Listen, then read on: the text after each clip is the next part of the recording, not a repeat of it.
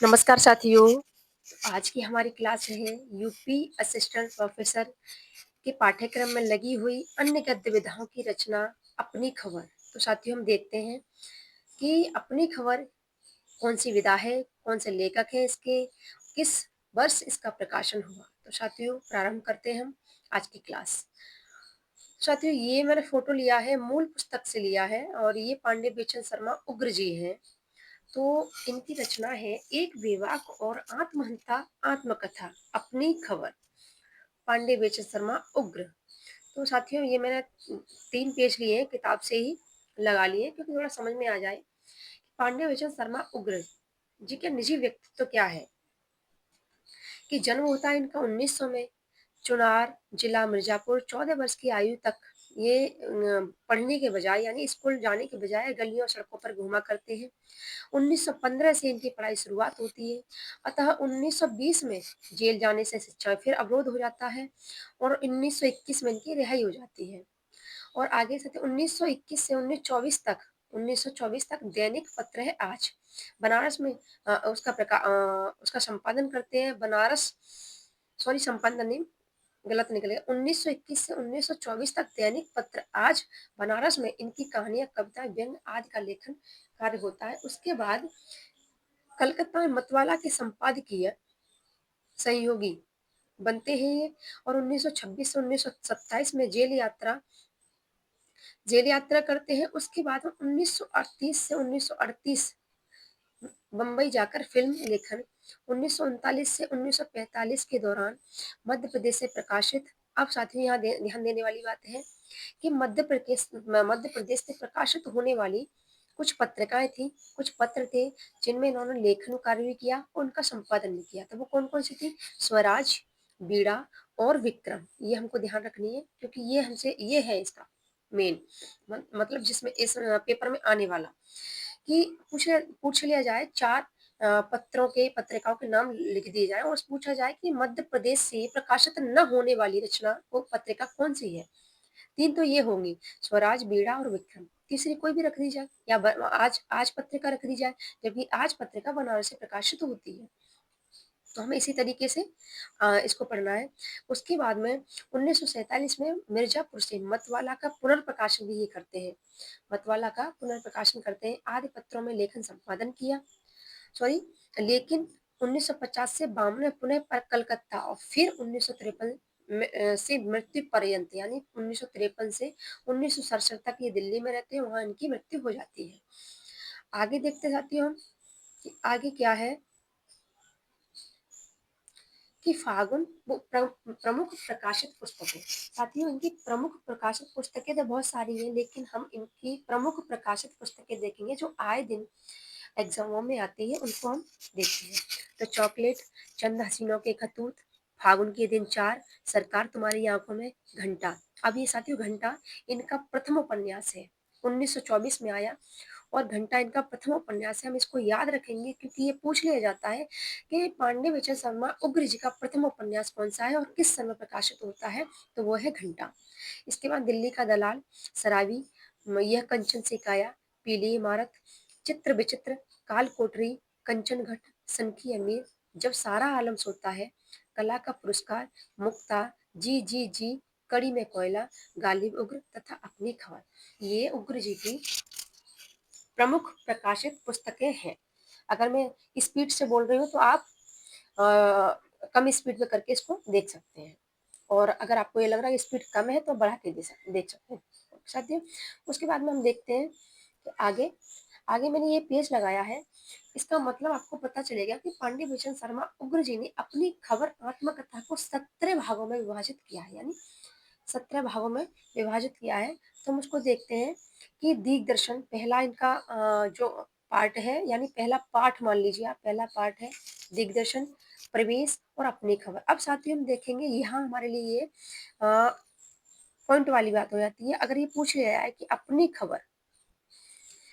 खबर को उन्होंने किस नंबर पर रखा है, तो अपनी खबर हमारे तीसरे नंबर पर आती है। उसके बाद में हम देखते हैं कि धरती और धान, चुनार, नागा भागवत दास, राम मनोहर दास, भानु प्रताप तिवारी, बच्चा महाराज, पंडित जगन्नाथ पांडे, लाला भगवान दीन, बाबू पंडित बाबूराव विष्णु पराड़कर, बाबू शिव प्रसाद गुप्त, पंडित कमलापति त्रिपाठी, बनारस और कलकत्ता, जीवन संक्षेप, अशंबल गान। तो साथियों ये हमें याद रखना है।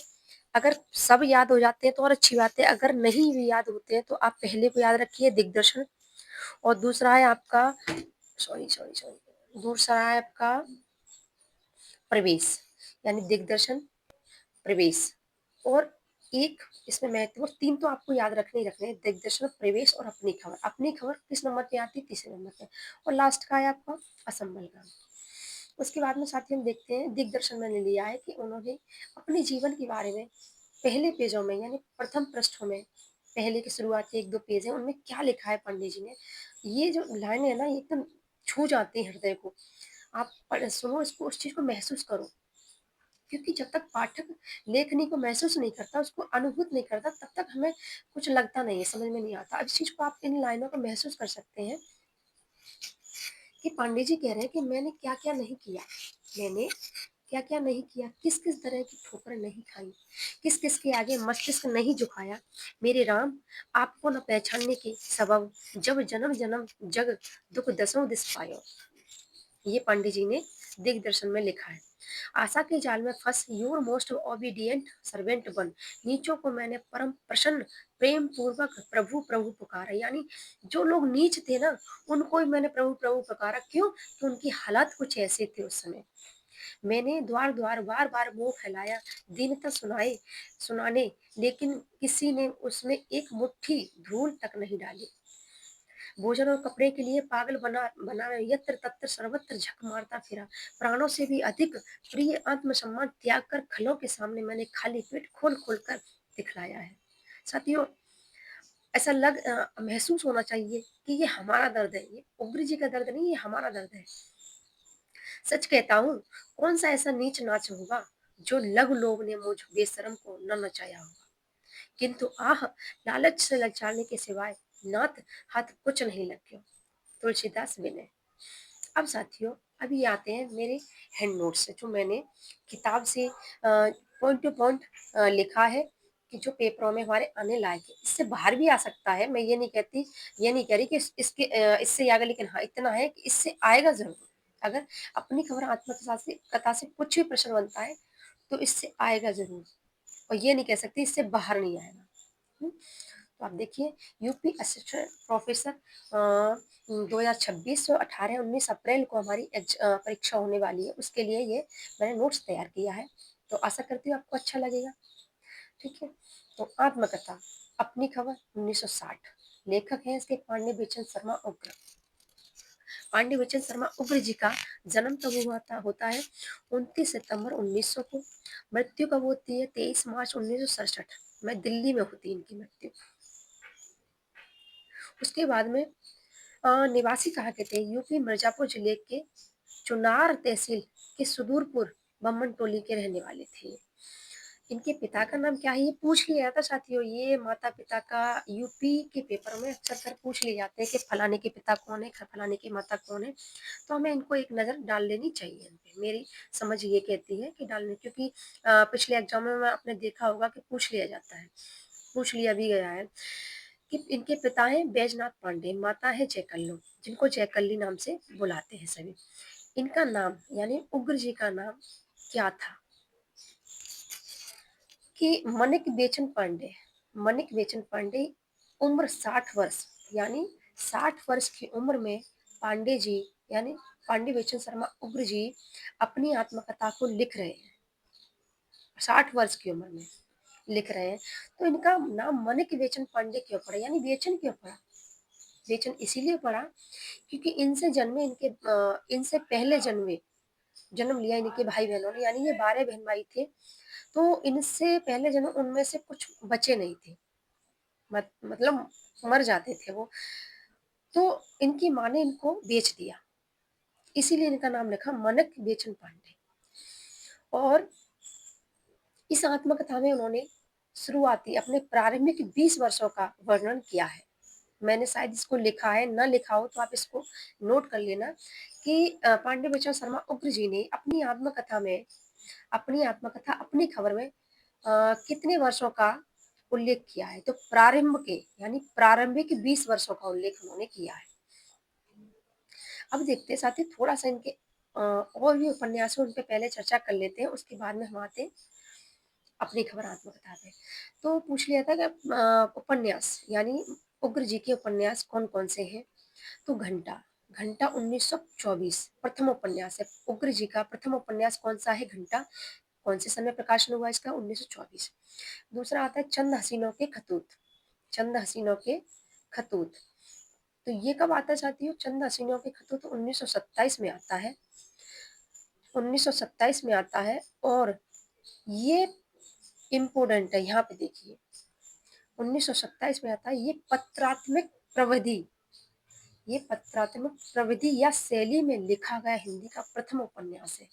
इसको हमें नोट कर लेना है। ये चंद हसीनों के खतूत 1927 में आता है और ये उपन्यास पत्रात्मक शैली में लिखा गया हिंदी का प्रथम उपन्यास है। उसके बाद में साथियों एक है दिल्ली का दलाल, दिल्ली का दलाल इसमें क्या है? किसका वर्णन है? ये भी 1927 में लिखा है। स्त्रियों की खरीद फरोख्त पर लिखा गया है। अब बात बधुआ की बेटी 1928, ये अछूतोद्धार पर आधारित है। शराबी 1930 वेश्याओं और शराब घरों का चित्रण किया गया शराबी में। मनुष्यानंद 1935 बधुआ की बेटी का रूपांतरण है, यानी इसी का रूपांतरण मनुष्यानंद है 1935 में। अगली कड़ी मान ले सकते हैं हम। सरकार तुम्हारी आंखों में 1937 में आता है। शासन तंत्र की अव्यवस्था एवं प्रजा की पीड़ा का चित्रण किया गया है। सरकार तुम्हारी आंखों में 1937 प्रजातंत्र की अव्यवस्था एवं प्रजा की पीड़ा का चित्रण किया गया है। सरकार तुम्हारी आंखों में कब है? 1937। जी जी जी जी जी जी 1937 में आता है इनका उपन्यास और इसमें किस चीज का चित्रण है कि हिंदू समाज की स्त्री की पीड़ा का चित्रण किया गया है। जी जी जी 1937 हिंदू समाज की स्त्री की पीड़ा का चित्रण किया गया है। अगला है कला का पुरस्कार 1955, कड़ी में कोयला 1955, फागुन के दिन 4 1960, जूहू 1963। ये इनका अंतिम उपन्यास है। उग्र जी का अंतिम उपन्यास कौन सा है? जूहू 1963। प्रथम उपन्यास कौन सा है? घंटा 1924। अब आते हैं आत्मकथा पर कि नंद दुलारे वाजपेयी ने उग्र जी को उसकी माँ कहानी के आधार पर हिंदी का प्रथम राजनीतिक कहानीकार कहा है। ये इस किताब में दिया है। मैं आपको दिखा देती हूँ किताब, एक मिनट, जो मैंने मेरे पास है मैं आपको दिखा देती हूँ। ये देखो, ये मेरे पास किताब है पांडे भीषण शर्मा उग्र जी की अपनी खबर आत्मकथा। इसमें नंद दुलारी वाजपेयी जी ने लिखा है कि उग्र जी को उसकी माँ कहानी के आधार पर हिंदी का प्रथम राजनीतिक कहानीकार कहा जा सकता है। हरिशंकर परसाई कहते हैं कि अक्कड़ फक्कड़ और बदजबान लेखक कहा है। हरिशंकर परसाई जी ने उग्र जी को अक्कड़ फक्कड़ और बदजबान लेखक कहा है। रामचंद्र तिवारी ने विशुद्ध समाजद्रोही कहा है, विशुद्ध समाजद्रोही कहा है। अब आते हैं अपनी खबर 1960। कुल शीर्षक है 17। पहला है दिग्दर्शन, अंत में असम्मल गानी, ये मैंने आपको बता दिया। तीसरा शीर्षक में है अपनी खबर। इसमें उग्र जी ने अपने प्रारंभिक जीवन के 20 वर्षों का उल्लेख किया है। और साथियों मैं आपको एक चीज दिखा देती हूँ कि जब मैंने यहाँ पढ़ा कि इसमें प्रारंभ के 20 वर्षों का उल्लेख उग्र जी ने किया है। ठीक है, मैं आपको दिखा देती हूँ। देखो, सॉरी थोड़ा सा जो मैं बताना चाह रही हूँ, मेरे कहने का मतलब ये है कि यहाँ अंदर जो उग्र जी ने दिया है तो अंदर तो उन्होंने कहा है कि मेरे प्रारंभ की 20 वर्ष का इसमें उल्लेख है, बट यहाँ पीछे जो दे रखा है यहाँ दिया है प्रारंभिक 21 वर्षों की विविधता भरे क्रिया व्यापारों का उद्घाटन करती है। यानी ये अपनी खबर ये है, यहाँ पे 21 वर्ष दिया है और अंदर इसमें 20 वर्ष दिया है। तो आप ऑप्शन को देख करके थोड़ा सा टिक करना, अगर ये आ जाता है कि पांडे भीषण शर्मा उग्र ने अपनी खबर में प्रारंभ के कितने वर्षों का उल्लेख किया है, 20 हो 21 हो, तो ज्यादातर मेरी समझ कहती है 20 लगाना, क्योंकि अधिकतर किताबों में 20 दिया है, लेकिन इसमें मूल पुस्तक में दो जगह, एक जगह 21 दे दिया, एक जगह 20 दे दिया, तो मैं भी कंफ्यूज थोड़ी थी, लेकिन आप 20 ही लगाना। आगे चलते हैं। इनका पेशा क्या था, यानी सॉरी सॉरी उग्र जी का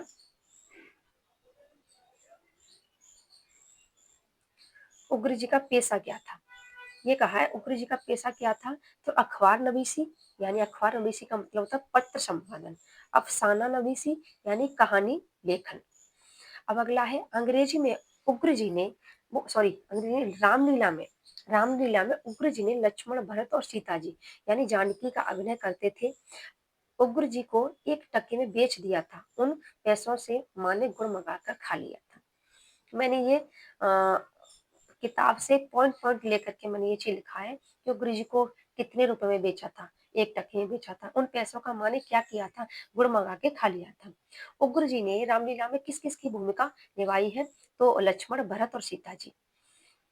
और इनके भाई थे बड़े, उनसे ये बड़े डरते थे, तो उनके डर की वजह से इनको रोल करना पड़ता पड़ता था, उसमें भूमिका निभानी पड़ती थी। बहुत अच्छी आत्मकथा है, आप पढ़ना, अगर मैं बताऊंगी तो बहुत समय लग जाएगा, इसीलिए मैंने संक्षिप्त में आपको बताने की कोशिश की है। अच्छा, उग्र की माँ उग्र जी अपनी माँ को आई कह के बुलाते थे, आई शब्द से।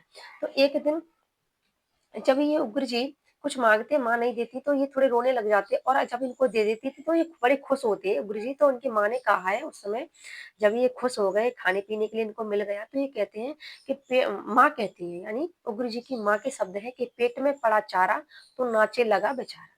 ये हमको याद रखना है, क्योंकि पूछ भी सकता, कुछ भरोसा नहीं है भाई, पेपर कहाँ से कब कैसे उठ के आ जाए। तो पेट में पड़ा चारा तो नाचे लगा बेचारा। उसके बाद में उग्र जी उग्र जी ने गालिब का के शेर कहा है, यानी जब बाराबंकी में ये रासलीला करने जाते रामलीला करने जाते हैं, तो वहां पर इन्हें एक लड़की से प्रेम हो जाता है, उसका नाम है वो श्यामा अभिरामा, जो 17 वर्ष की है और ये मात्र 12-13 वर्ष के हैं। उस समय इनको इनसे प्रेम हो जाता है, तो और उसके लिए राम श्यामा अभिरामा 17 वर्ष, देखो मैंने यहाँ लिखा है, उसके लिए इन्होंने गालिब का एक शेर कहा है, क्यों ना फिरदौस को दो झक से मिला दे, क्यों ना फिरदौस को दो झक से मिला दे या रब, शेर के वास्ते थोड़ी सी फिजा और सही। ये इन्होंने उग्र जी ने राम श्यामा अभिरामा के लिए कहा है। और कहते हैं कि उग्र जी रामा और श्यामा अभिरामा 17 वर्ष की बाराबंकी की एक लड़की से प्रेम कर बैठते हैं, तथा उसकी मृत्यु हो जाती है, असमय उसकी मृत्यु हो जाती है। तो उसके मृत्यु पर इन्होंने गालिब का एक शेर कहा है। यहाँ तो आप याद रखना, जो ये शेर है ना, ये गालिब का शेर है। तो ये तो उनसे मिलने के लिए, उत्कंठा के लिए किया, और ये मृत्यु हो जाने पर कहते हैं कि तथा उसके प्रेम कर बैठते हैं, और उसकी मृत्यु पर गालिब का शेर लिखा है कि हम है मुश्ताक और बेजार, हम है मुश्ताक और बेजार, या इलाही माजरा क्या है। ये इन्होंने श्यामा अभिरामा की मृत्यु पर शेर कहा है गालिब जी का। उग्र जी ने कबीर को राम की जोरू कहा है। कबीर उग्र जी ने अपने आप को भी राम की जोरू कहा है, क्योंकि वो सीता का रोल करते थे तो कहते थे मैं राम की जोरू हूँ। इधर कबीर दास जी को भी उन्होंने राम की जोरू कहा है। तो उन्होंने लिखा है कि बालम आयो हमारे गेहूं रे, बालम आयो हमारे गेहूं रे, तुम बिन दुखिया देह रे, तुम बिन दुखिया देह रे। ते उग्र जी की कुछ पंक्तियां हैं। उग्र जी ने शशि मोहन शर्मा नाम से कहानी लिखी। कहानी का नाम क्या था, गांधी आश्रम। अब ये पूछ लिया जाए कि गांधी आश्रम किसकी रचना है, तो अब हमें शशि मोहन शर्मा दिया हो, उग्र जी ना दिया हो, तो हमें कंफ्यूजन होगी कि भाई हमने तो शशि मोहन शर्मा पढ़ा ही नहीं, है ना। तो हमें इस चीज का ध्यान रखना है कि गांधी आश्रम कहानी शशि मोहन शर्मा नाम से पांडे बेचन शर्मा उग्र जी ने ही लिखी थी, जिससे यानी गांधी आश्रम जो कहानी लिखी थी, बाबू राव विष्णु पराड़कर ने अपने पत्र आज में छापा था। यानी उग्र जी ने शशि मोहन शर्मा नाम से गांधी आश्रम लिखी, कहानी गांधी आश्रम लिखी, जिसे बाबू राव विष्णु पराड़कर के पत्र आज में छापा गया था। अब आते हैं साथियों कि ये रचना किसको समर्पित की गई है। ये जबकि मुझे पहले लिखना था, पर मुझे ध्यान आया कि बाई चांस पूछ लिया जाए तो फिर क्या होगा, तो मैंने इस पॉइंट को नीचे लिख दिया। तो ये रचना किसको समर्पित है कि दिवंगत श्री महादेव प्रसाद सेठ को, ये रचना दिवंगत श्री महादेव प्रसाद सेठ को ये रचना समर्पित की गई है। देखो साथियों, मैंने यहाँ पे इसको लिया भी है, जो कि ये लिखा है, यहाँ देखिए आप, शायद आपको नजर आ रही होगी, ये लिखा है। तो दिवंगत श्री महादेव प्रसाद सेठ को ये रचना समर्पित की गई है। तो साथियों, आप बताना मुझे, आपको कैसी लगी या आज की क्लास। मुझे पता है थोड़ा सा कहीं कहीं मिस्टेक हो जा रही है, वैसे मिस्टेक नहीं है, बट मेरे बोलने में थोड़ी सी दिक्कत हो जाती है, धीरे धीरे हैबिट में आएगा। तो आशा करती हूँ आपको अच्छी लगी हुई क्लास, और आप मुझे और बताएं अगली कौन सी रचना रखो, उपन्यास से फैलाऊं या फिर इन गद्य विधाओं को पूरा करा दूं जो अन्य गद्य विधाएं लगी है। क्योंकि अभी मैंने ये करा दी, उसके बाद मेरा मन है, मैं ये चाह रही हूँ कि पहले अन्य गद्य विधाओं को मैं पूरा करा देती हूँ, उसके बाद में उपन्यास से कहानी, नाटक, निबंधों पे काम करते हैं। एक क्लास कभी 2 क्लास आपके पास रोजाना पहुंचेगी। आशा करती हूँ आप मुझे सपोर्ट करेंगे। लाइक शेयर कमेंट करें, चैनल को सब्सक्राइब करें और अपने भी सुझाव मुझे देते रहें। धन्यवाद।